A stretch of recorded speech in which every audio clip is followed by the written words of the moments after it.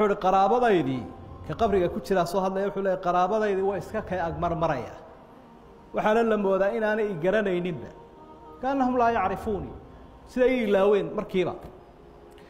wadawul amwaali yaqtasibuuna maali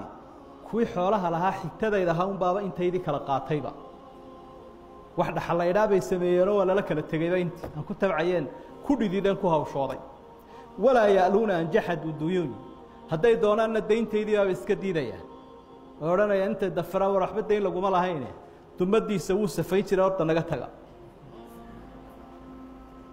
waqad akhaduu sihaamahum wacaash nin waliba intuu qorigiisii qaatayba anugu waa dhintay iyagu wali way iska nool yihiin alla nimanku maxay horay ilaaween buu warba kuwaasaa ehela marka taa macnaheedu waxa weeyaan sidaa aynu u joognaa unbaad qolfoof noqonaysaa waa mumtalakaadkaagii aan lagugu iman jirin khaaska ahaan waa lagala wareegaya warba wuxuu joogaa furahaagii gaadhiga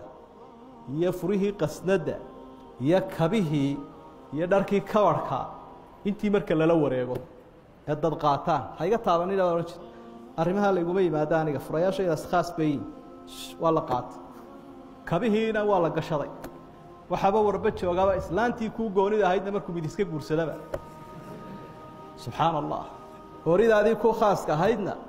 ayaamay kuu yaro barooratay 4 bilood iyo 10 ifkay kuu joogto way kuu samirtay intii kadib way ka dhaqaajiso way ku ilowday arrinba halkaas ku ururay